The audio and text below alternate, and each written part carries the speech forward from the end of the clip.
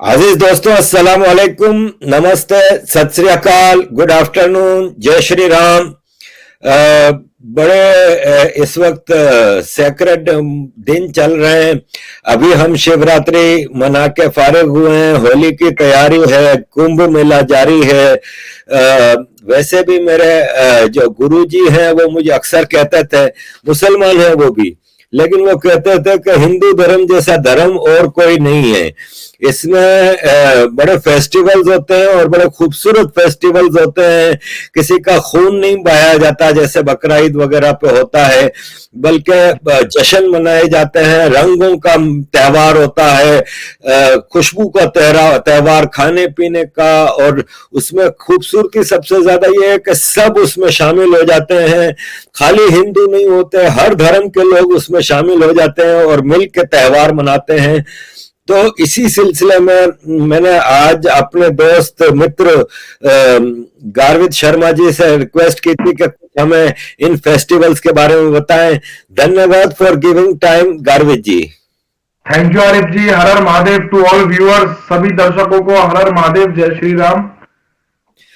गारवित जी, अभी हम शिवरात्रि मना के फारिग ही हुए हैं और इतना मुकद्दस ये होता है। मुझे भी कई लोगों ने चीजें भेजी महादेव के हवाले से, और बड़ा एक फीलिंग अंदर से आती है जब ये चीजें हम देखते हैं। सबसे पहले मैं कुंभ मेले की तरफ जाने से पहले आपसे ये पूछना चाहूंगा कि भारत में अभी सोमनाथ मंदिर की एक वीडियो मैंने देखी, मेरे अंदर से एक जज्बात उभर के आ रहे थे कि ये वो मंदिर है जिसको दुश्मनों ने 17 बार तबाह किया, लेकिन आज शान से खड़ा है, और जिन्होंने इसको तबाह किया वो आज दर बदर हैं।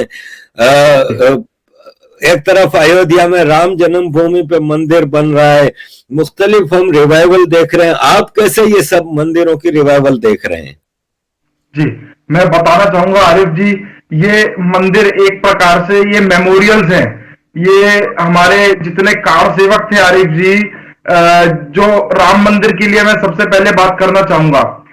हमारे सभी के आराध्य प्रभु श्री राम जी को क्यों परम पूजनीय माना गया है? क्योंकि प्रभु श्री राम जी की रामचरितमानस हम सभी ने पढ़ी है। वो केवल मर्यादा पुरुषोत्तम थे, तो हमें उनकी मॉरल वैल्यूज हमें सीखने को मिलती हैं कि प्रभु श्री राम जी किस प्रकार से समाज को जोड़ के चलते थे, जातिवाद को मिटा के चलते थे, और साथ ही अपने माता पिता का और अपने से बड़ों का किस प्रकार आदर सम्मान करते थे। इसलिए हमारे राम हमारे लिए पूजनीय हैं। हमें राम से एक पॉजिटिव वाइब मिलती है। तो उन्हीं की जो मंदिर है, आर्कियोलॉजिकल सर्वे ऑफ इंडिया के ऑफिसर थे, वो भी मुस्लिम थे। He has also prove the same thing कि ये जन्मभूमि है, ये राम जी की जन्मभूमि है। इसके ऊपर काफी सारे कार सेवकों ने अपने प्राण एक प्रकार से अपनी शहादत दी है, वीर गति को प्राप्त हुए हैं। आज उनको भी एक सच्ची श्रद्धांजलि है।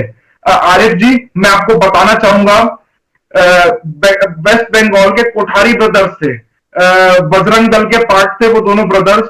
उन दोनों ने अपनी शहादत दी थी। वो तो पहले ऐसे थे जिन्होंने मस्जिद के ऊपर, जो बाबरी मस्जिद जिन्होंने कब्जा किया था और बाबरी मस्जिद उस पर बनाई थी, उधर वो सबसे पहले थे भगवा लहराने वाले, भगवा ध्वज लहराने वाले वो दोनों पहले भाई थे। तो उन सबको एक श्रद्धांजलि है। दूसरा, सोमनाथ मंदिर का हम सभी को पता है, वो एक हमारी ज्योतिर्लिंगों में से एक है, और हम सभी हिंदुओं का एकमात्र वो एक एक आप प्रकार से शक्तिपीठ कह सकते हैं सोमनाथ मंदिर। तो सोमनाथ मंदिर को ये मुगलों के द्वारा कई बार लूटा गया, मुगल शासकों के द्वारा। और आज कैसे आप देखें कि कैसे खड़ा है आज सोमनाथ मंदिर।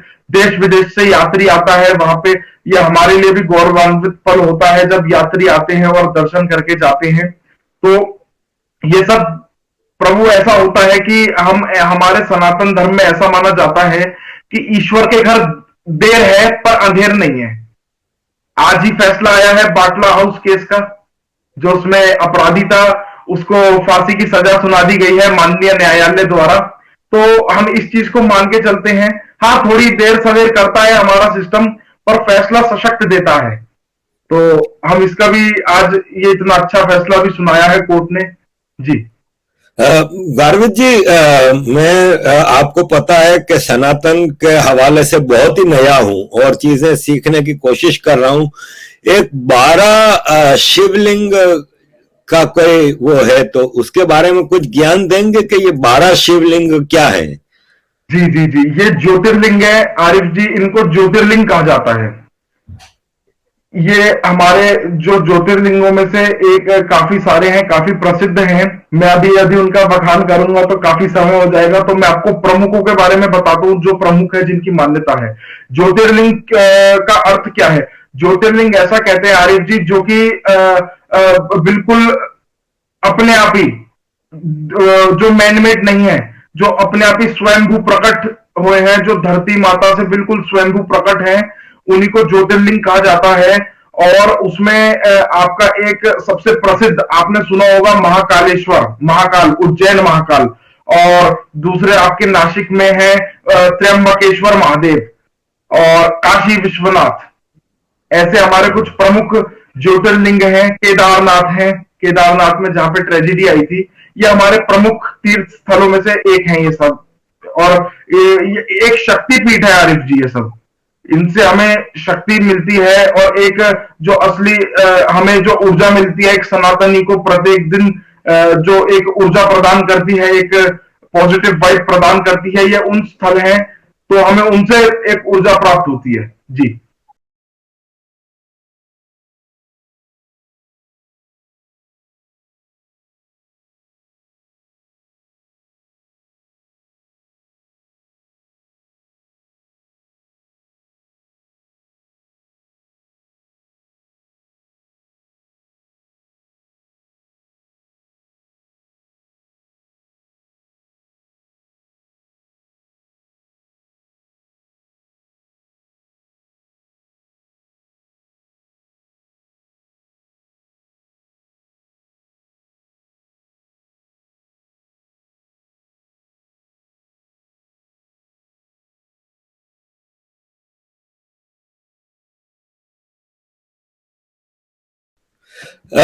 आपने अभी काशी विश्वनाथ का जिक्र किया, तो काशी विश्वनाथ भी हम देखते हैं कि वहां पे एक मस्जिद कायम है जिसके नीचे से मंदिर नजर आ रहा है।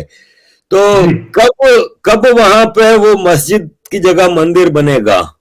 जी, ये आरिफ जी, ये भी काफी एक कंट्रोवर्शियल टॉपिक हो गया है। अब वहां पे काफी हमारे काफी हिंदू भाइयों के द्वारा, काफी हमारे अधिवक्ताओं के द्वारा वहां पे कई बार पीआईएल दाखिल की गई है, परंतु वो रिजेक्ट की जा रही है अभी माननीय न्यायालय के द्वारा। अभी हम आगे बढ़ते हैं, थोड़े और उस फैक्ट्स ढूंढेंगे हम, कि आगे हम एक सशक्त लड़ाई लड़ पाए। हम इस कुंभ में धर्म संसद के माध्यम से हम इन सारे विषयों पर हम ध्यान आकर्षित करेंगे, सरकार का भी, और जितने भी हमारे मीडिया कर्मी हैं, जितने भी बुद्धिजीवी वर्ग है समाज का, उन सबका हम इस पे ध्यान आकर्षित करेंगे, इन टॉपिक्स पे, कि ये इतने इंपॉर्टेंट टॉपिक्स हैं हिंदू समाज के लिए, जिनसे हमें वंचित रखा जा रहा है जी। आज के मेन टॉपिक की तरफ मैं आता हूं, कुंभ मेला। कुंभ मेला बड़ा ही एक अट्रैक्टिव, मतलब हर इंसान इसके ऊपर अट्रैक्ट होता है। जरा हमें तफसील से बताइए कि ये कुंभ मेला क्या है, इसकी क्या खासियत है और कैसे ये होता है, कितना अरसा चलता है, क्या है ये? मैं आपको कुंभ के मेले के बारे में बताना चाहूंगा कि कुंभ का मेला एक्चुअली, कुंभ के मेले की मान्यता क्या है, कुंभ का मेला मनाया क्यों जाता है। जी। कुंभ के मेले की मैं आपको बताता हूं। देखिए, हमारे पुराणों में, विष्णु पुराण में इसका जिक्र है। जब समुद्र मंथन हुआ था, आपको सी चर्निंग के बारे में, ओशियन चर्निंग की आपने स्टोरी सुनी होगी, समुद्र मंथन।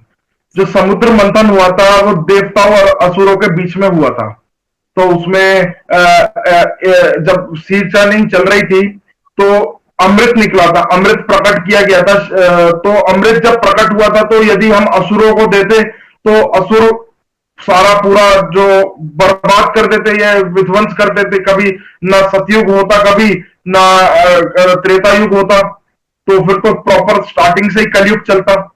पर हमारे जो विष्णु भगवान ने उस समय मोहिनी रूप धारण करके वो अमृत का प्याला लेके उन्होंने देवताओं को ग्रहण कराया, सभी देवताओं को वो पिलाया था अमृत।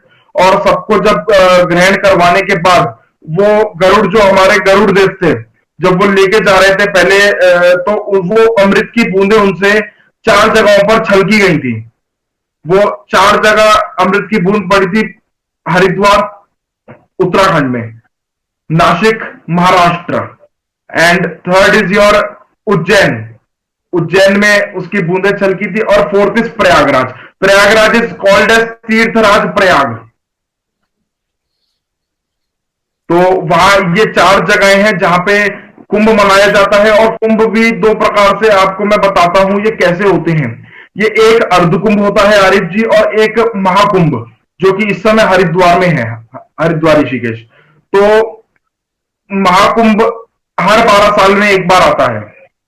12 साल इसका 12 साल में एक बार। तभी मैं बोला आपसे कि government can't stop you. And it we have a most famous quote, हमारे जो गुरुजी ने हमें सिखाया है: पद्मनि नायके मेषे कुंभ राशि गते गुरो गंगा द्वारे अभिभूत योगा कुंभ नाम चतुर्मुख।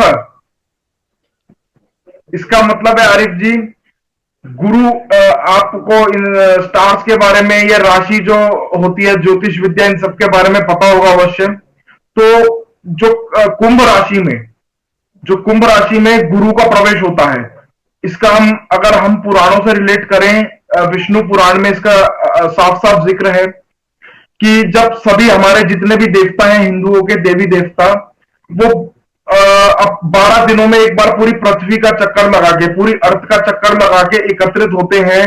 तो उसमें क्या था कि जो 12 दिन, मतलब देवताओं के 12 दिन हमारे 12 वर्ष होते हैं। तो वो एक उत्सव के रूप में संत समाज के द्वारा और हिंदू समाज के द्वारा, सनातन धर्म के द्वारा, ये जितने भी धर्मावलंबी लोग बाग हैं, सबके द्वारा ये बड़े ही जोश से मनाया जाता है, बड़े ही ऊर्जा से मनाया जाता है। ये त्योहार से भी, जैसे दिवाली हर साल आती है, परंतु कुंभ का मेला 6 साल में एक बार आता है, 12 साल में एक बार आता है। तो ये एक उत्सव रहता है।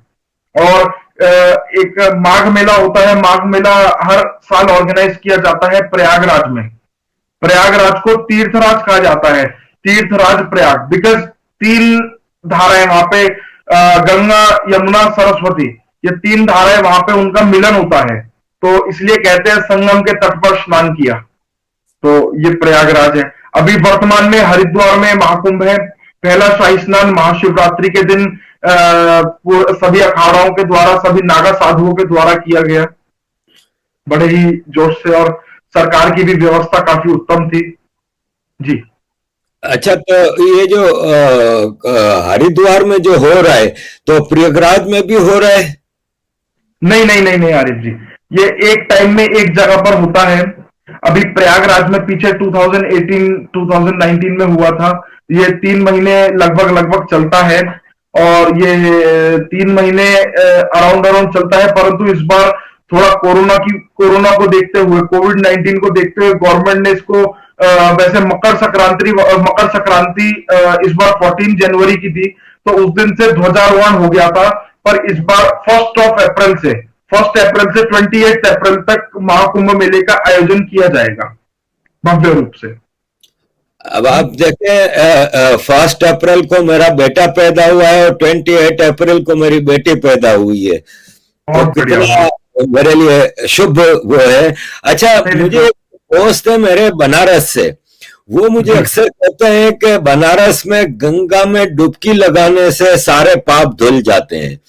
तो कुंभ में भी डुबकी लगाई जाती है, या जैसे हरिद्वार में, तो क्या फर्क है? नहीं, फर्क ऐसा मैं बताता हूँ। जो कुंभ के मेले का ऐसा कहते हैं कि जैसे आपका जो अमृत की जो धारा है, अमृत की धारा एक 12 साल में, जैसे एक बार जब सभी देवता गुरु बृहस्पति के साथ एक बार जब पूरी पृथ्वी की परिक्रमा लगा के एकत्रित होते हैं, तो वो स्थल पुण्य हो जाता है। तो इसका जैसे हरिद्वार में कुंभ तभी मनाया जाता है जब जो गुरु रहती है, कुंभ राशि में जब गुरु प्रवेश करता है, तभी हरिद्वार में कुंभ का आयोजन होता है। तो और आपको एक और मजे की बात बताऊं आरिफ जी, जिस समय हरिद्वार में कुंभ लगता है, उस समय वृंदावन मथुरा में वृंदावन है, वहां पे कुंभ पूर्व वैष्णव बैठक चलती है। वैष्णव समाज के द्वारा वहां पे बैठकें चलती हैं कुंभ के पूर्व। तो वो भी अभी माननीय मुख्यमंत्री उत्तर प्रदेश श्री योगी आदित्यनाथ जी के द्वारा काफी भव्य वहां पे आयोजन किया गया है, और प्रॉपर उन्होंने एक एक व्यवस्था की है साधुओं के लिए, संत समाज के लिए, यात्रियों के लिए, डिवोटीज के लिए। तो वो काफी उसके वो 24th को एंड हो जाएगा, उसका समापन हो जाएगा, और उसका समापन होने के बाद वो फिर सभी जितने भी वैष्णव रहते हैं, वैष्णव फिर हरिद्वार प्रस्थान करेंगे। अच्छा, हाँ, ये जैसे हज होता है मुसलमानों का, उम्रा होता है, मक्का में मुसलमानों के अलावा कोई दाखिल नहीं हो सकता, कोई भी हज उम्रा नहीं कर सकता, सिर्फ सिर्फ मुसलमान कर सकता है। इसी तरह वेटिकन है क्रिश्चियनों का, वहां पे भी जब पोप के पास जाते हैं तो क्रिश्चियन ही जाते हैं। तो यहाँ पे भी कुंभ में कोई पाबंदी है कि खाली हिंदू आएंगे कि सारी मानव जाति आ सकती? आरिफ जी, ये क्वेश्चन का मैं आपको आंसर देता हूं और आपको पता भी होगा। प्रयागराज में तारिक फतेह जी ने डुबकी लगाई थी संगम में। जी, अब आप देख लीजिए, हमारे द्वारा 2018 में रेड फोर्ट पर राष्ट्र रक्षा महायज्ञ का आयोजन किया गया था। इसका एजेंडा था राष्ट्र रक्षा महायज्ञ, for only for the nation. तो उधर आप बिलीव नहीं करेंगे आरिफ जी, 20 मुस्लिम फैमिलीज ने आहुतियां दी थी हवन कुंड में। कितनी प्राउड की बात। तो हमें खुशी हुई थी, हमने उनका स्वागत किया था, सम्मान किया था, सत्कार किया था कि ऐसे भी लोग हैं जो एक एक टिपिकल थिंकिंग से उठकर कुछ देश के लिए सोचते हैं, देश के लिए, धर्म के लिए सोचते हैं। तो अब आप बिलीव नहीं करेंगे आरिफ जी, हमारे पास काफी ऐसे दिल्ली में भी काफी जानने वाले हैं जो कि बिल्कुल मुस्लिम होते हुए भी उन मुस्लिम्स में जो मतलब आप इस चीज को मैं व्यूअर से भी कहूंगा, और आरिफ जी प्लीज ऑफेंड मत हुइएगा, इसमें जो मुल्लास द्वारा जो एक शिक्षा दी जाती है उस सबसे एक अलग हटके ये हम वसुधैव कुटुंबकम का हम प्रचार प्रसार करते हैं और सबको गले लगाते हैं। हमारा ऐसा रहता है, कोई भी स्नान करे, कोई भी पूजा करे, हमें इस चीज में आनंद आता है, इसमें कोई भी ऑब्जेक्ट नहीं करता। हमारे गुरुदेव भी कहते हैं कि जो खुशी खुशी ऐसे करता है, खुशी खुशी सब चीज वसुधैव कुटुंबकम का पालन करता है, तो उससे बढ़िया मानुष कोई नहीं है इस धरती पर।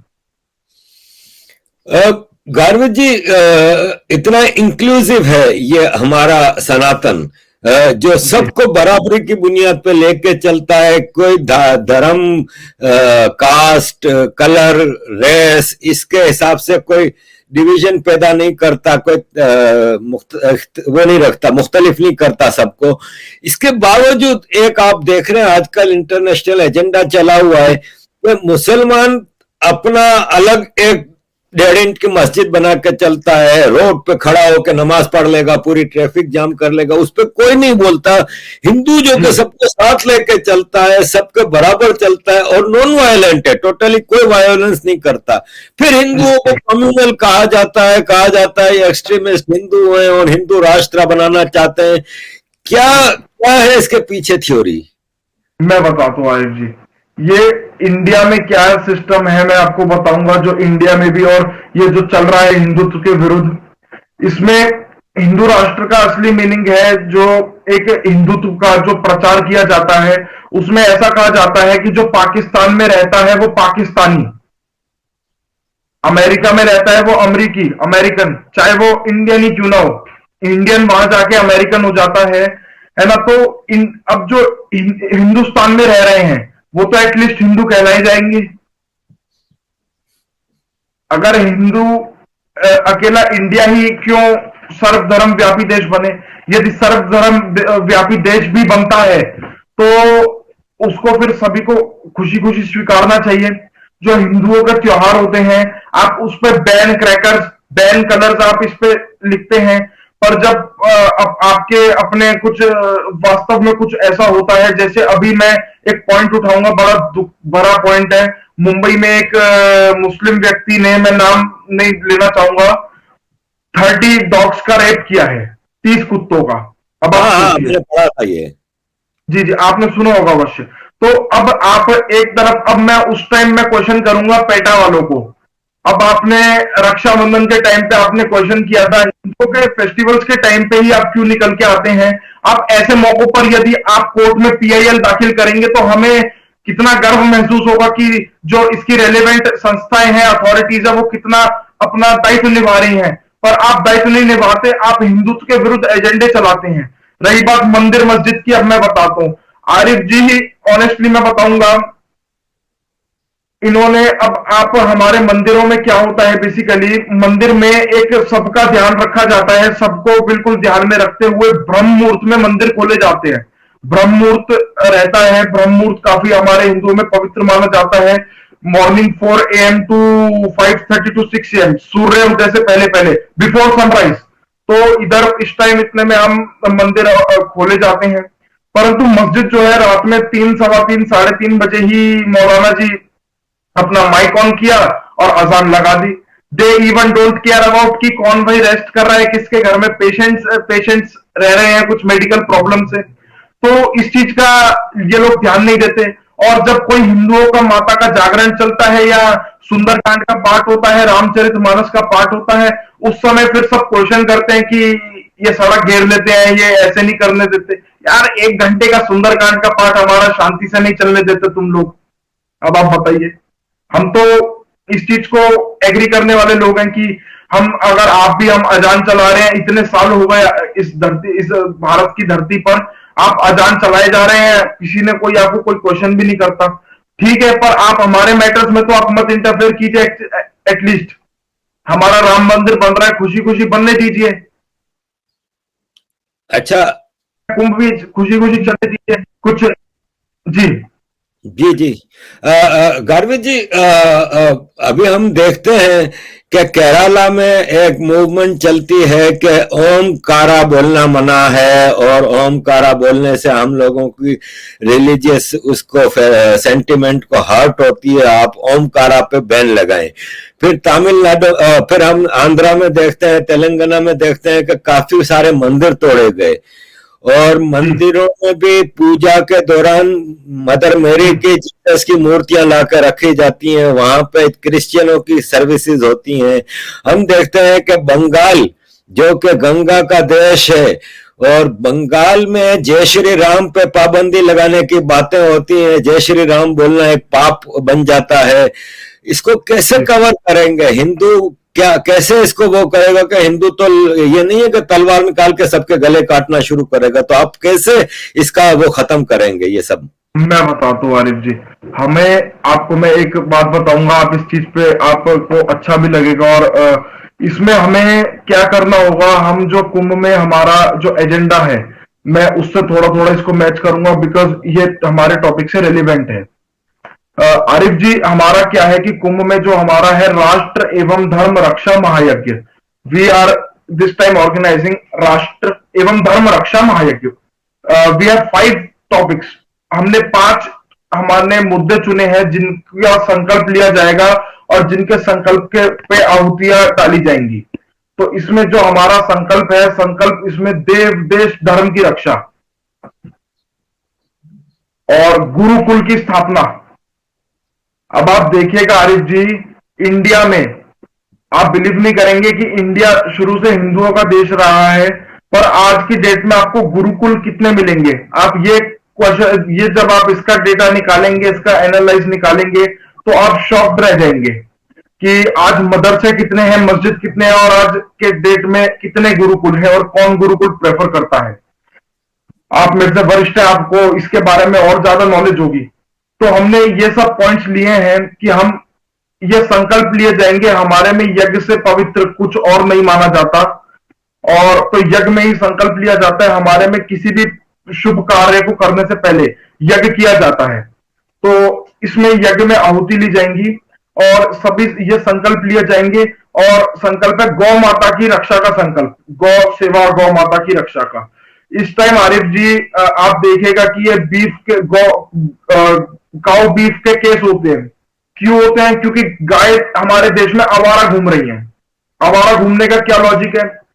क्योंकि गाय की कोई कदर नहीं करता है, जिस बेस पे लोग कहते हैं कि गौ हमारी माता है। अगर गौ हमारी माता है तो आप एक काम कीजिए, आप डेली अपने घर पे आप संकल्प लीजिए, यदि आप गौ की सेवा करना चाहते हैं तो आप अपने घर पे आप डेली गाय के प्रोडक्ट का कुछ ना कुछ जरूर मंगाएंगे। आप अपने घर पे फिक्स कर लीजिए, एक संकल्प लीजिए कि मुझे डेली 1 kg ऑफ मिल्क, गाय का शुद्ध मिल्क, चाहे मैं एक्स्ट्रा पैसे देके मंगाऊं, कितना पैसा फालतू हो जाएगा, 20-30 रुपीज एक्स्ट्रा, तो कम से कम वो गाय की कदर तो की जाएगी, गाय की वैल्यू तो की जाएगी। अब वो पाउडर मिक्स करके वो भैंस का दूध देके चले जाते हैं उसमें पानी मिला के, तो पर गाय का फिर प्रोडक्ट का प्रमोशन खुद ही करो ना। आप लोग बोलो कि भाई हमें गाय का ही चाहिए, जब आप प्रेशर करके बोलोगे तो मैं कहता हूं कोई आपको डिनाई नहीं कर सकता ओरिजिनल प्रोडक्ट देने से। तो ये हमारे कुछ संकल्प हैं, और एक हमारा एक सबसे महत्वपूर्ण संकल्प है आरिफ जी, इस टाइम वेरी सॉरी टू से, पर जितने भी ऑर्गेनाइजेशन बने हैं, चाहे सनातन धर्मावलंबी लोगों के बने हैं या हिंदुओं के बने हैं, सब लोग अपने नाम के पीछे और क्रेडिबिलिटी के पीछे भागते हैं।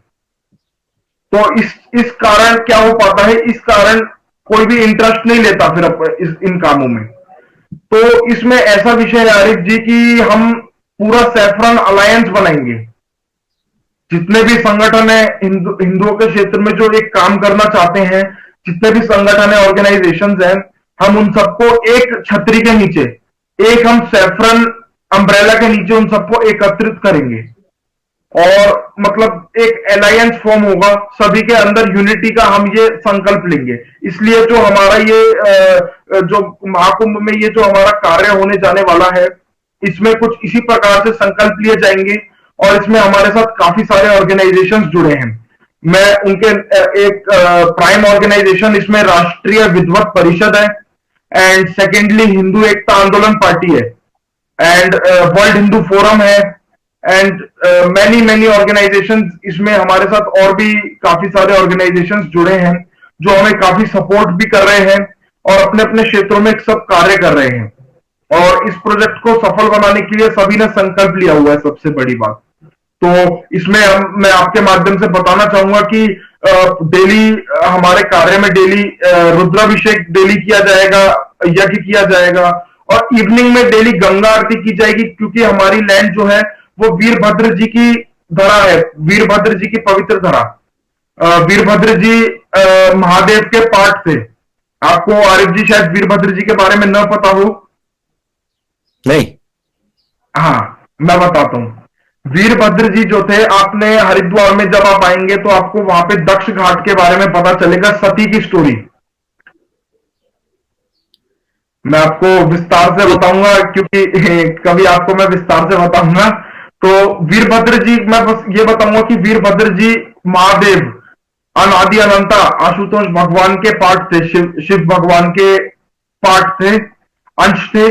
तो वीरभद्र जी का हमारी जो लैंड है, जो हमारी पवित्र लैंड है, इतने सौभाग्य से हमें वो लैंड मिली है, और उस लैंड पर ये वीरभद्र जी काफी समय तक रहे थे। And most importantly archaeological survey of India, जो गवर्नमेंट ऑफ इंडिया के अंडर आता है, उसने हमारी लैंड को as a archaeological site mark किया हुआ है। अच्छा गार्विक जी, एक और आखिरी सवाल मेरा आपसे है इसी सारी विशेष में, कि एक मस्जिद है या एक मदरसा है, उसको चलाने के लिए सरकार पैसा देती है।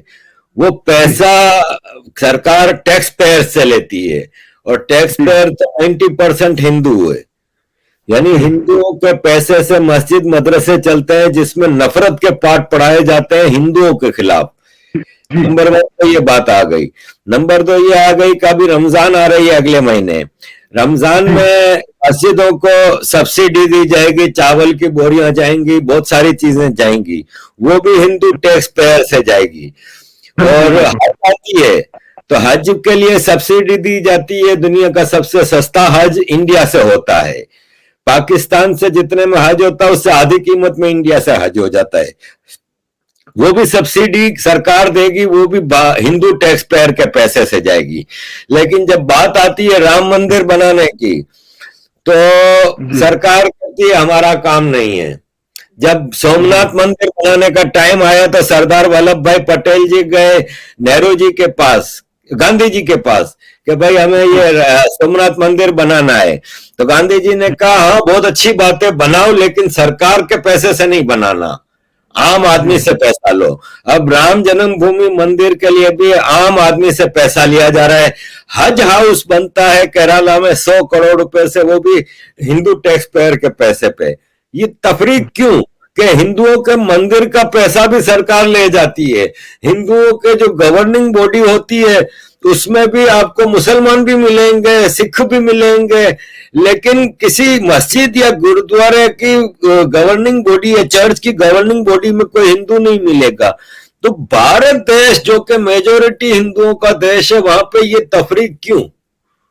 मैं बताना चाहूंगा आरिफ जी, विषय ऐसा है कि एक शुरू से हमारे काफी संत समाज इस चीज पे बार बार कहता है, बार बार आक्रोश जताता है, अखाड़ा परिषद बार बार इस पे आक्रोश जताता है कि जब तक हिंदू एकत्रित नहीं होगा, जब तक हिंदुओं का एकत्रीकरण नहीं होगा, तब तब तब इस हिंदुओं पे आग आती रहेगी और पालघर संत हत्याकांड जैसे हत्याकांड होते रहेंगे और सब हिंदू सोता रहेगा। तो इस पे बेसिकली जो इस पे आकर्षित करने की जरूरत है वो ऐसे है कि जो हमारे हिंदू लोग बाग हैं सबको एक बार जागना होगा, सबको एक बार दोबारा से अपने जो मौलिक कर्तव्य हैं, जो फंडामेंटल ड्यूटीज, मैं ये भी कहूंगा कि आपकी फंडामेंटल ड्यूटीज हैं कि आप अपने धर्म के बारे में पढ़ें, जानें और उसका प्रचार करें। ये one of the fundamental duty है आरिफ जी हमारी, हम इस चीज का करें।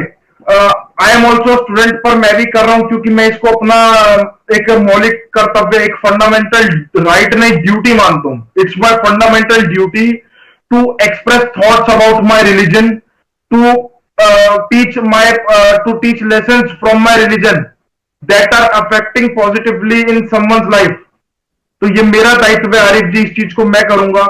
मैं काफी लोगों को कहता हूं आप इंस्पायर हुई, हमारे जो देवी देवता राम जी हैं, प्रभु श्री राम जी जो थे, श्री राम जी का हम इतना उनको आदर्श मानते हैं, मर्यादा पुरुषोत्तम मानते हैं। क्यों मानते हैं? हम कोई ऐसे ही मर्यादा पुरुषोत्तम तो मानेंगे नहीं, हमने उनके बारे में पढ़ा है। राम जी जो थे, राम जी को अपने आप को मैं बिल्कुल आप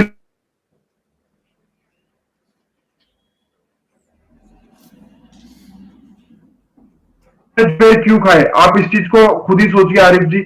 शबरी तो एक मतलब she was like scheduled caste, I can say. तो उन्होंने इसलिए खाए क्योंकि वो मर्यादा पुरुषोत्तम थे। उन्होंने चाहा कि भाई मैं ये जातिवाद का क्यों मैं एक बढ़ाऊं, पहले इतना था तो इस चीज को क्यों और मैं बढ़ाऊं जातिवाद के पॉइंट को। तो राम जी जो थे, राम जी ने इस चीज को हमें, हम जिनको आदर्श मानते हैं, हमें उनसे सीख लेनी चाहिए, हमें उनके बारे में पढ़ना चाहिए। तो मैं तो बस इतना कहना चाहूंगा कि ये जो गवर्नमेंट है, हमें हमारा ड्यूटी है गवर्नमेंट को कैसे रखना है कैसे नहीं रखना, बिकॉज हम वोट देते हैं, वी आर द वोटर्स। तो हमें ऐसी गवर्नमेंट चूज करनी चाहिए जो हमें बेनिफिट करे, जो हमारे पैसे से हज हाउस का निर्माण ना करे, जो हमारे पैसे से मंदिर का भी निर्माण ना करे। मैं इतना भी कहूंगा, पर वो सबको इक्वल रख के चले, मेरा इतना मानना है। यदि वो अगर ऐसा है कि हिंदुओं का जो राइट है मंदिर है, क्यों है? क्योंकि हिंदुओं का वो पहले से था ऑलरेडी। हज हाउस तो आज कल परसों में बना है, हज हाउस तो, मंदिर तो कई हजारों सालों से इस जगह ऑलरेडी बना हुआ था। आप लोगों ने उसको डेमोलिश किया है और डेमोलिश करके आपने अपना प्लेस स्थापित किया है वहां पे। तो इस चीज के प्रति मैं कहना चाहूंगा आपके माध्यम से, काफी जो हिंदू व्यूअर्स रहेंगे, कि आपको समझना चाहिए इस चीज के बारे में कि किस प्रकार से हमें गलत पाठ पढ़ाया जा रहा है। हमें मतलब मुझे कहना नहीं चाहिए, हमें हमारे जो गांधी परिवार है, गांधी परिवार को हीरो बनाया जा रहा है। हमें ध्यान देना चाहिए कि जो हमारे आदि गुरु शंकराचार्य जी हुए, उन्होंने धर्म बचाने के लिए क्या क्या नहीं किया। हमें पढ़ना चाहिए स्वामी करपात्री जी महाराज के बारे में। स्वामी करपात्री जी महाराज ने धर्म संघ स्थापित किया था 1627 में। क्यों किया था? बिकॉज उनको पता था स्वामी करपात्री जी महाराज को कि आने वाले समय में सनातन धर्म को हानि होने वाली है।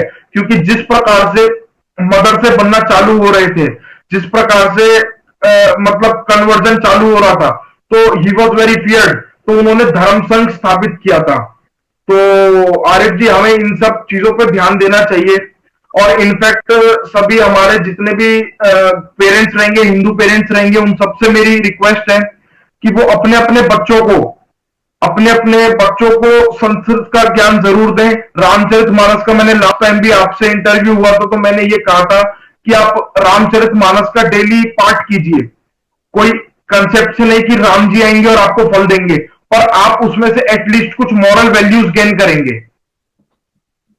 मेरा इतना सा पॉइंट है, जब आप रामचरितमानस पढ़ेंगे आरिफ जी, तो आप खुद ये ऐसा कभी होने नहीं देंगे। आप खुद स्टूड अप करेंगे, अपना स्टैंड लेंगे खुद ही, ऐसा मेरा मानना है। आप श्रीमद् रामचरितमानस पढ़िए, श्रीमद् भागवत गीता पढ़िए, उसमें आपको एक एक चीज स्पष्ट रूप से दिखाई देगी। और मतलब बहुत सही रहेगा यदि कोई इस चीज के ऊपर ध्यान आकर्षित करे और गुरुकुल को प्रमोट करे। गुरुकुल एंड संस्कृत लैंग्वेज, इन सबका प्रमोशन काफी बढ़ चढ़कर करे, तो हमारे देश को हिंदू राष्ट्र बनने से कोई भी नहीं रोक सकता। ये बड़े बड़े संत कहते हैं इस चीज से। धन्यवाद गार्वेज जी, आपने ये सारा ज्ञान हमें दिया। दर्शकों के लिए बहुत जरूरी था जानना। मेरी तरह के कई लोग हैं, खासतौर पे मेरी व्यूअरशिप जो पाकिस्तानियों की है या जो मुसलमानों की है, और हिंदुओं में भी बहुत कम लोग हैं, लेकिन बहरहाल हैं ऐसे लोग जो अपने धर्म की बुनियाद बेसिक चीजों को नहीं जानते। वो आपने हमें बताया कुंभ मेले के हवाले से, मर्यादा पुरुषोत्तम राम जी के हवाले से और दीगर सारी चीजों के हवाले से। धन्यवाद for giving us time and ज्ञान। Thank you very much sir. बहुत बहुत धन्यवाद आरिफ जी। हर हर महादेव। हर हर महादेव, हर हर महादेव।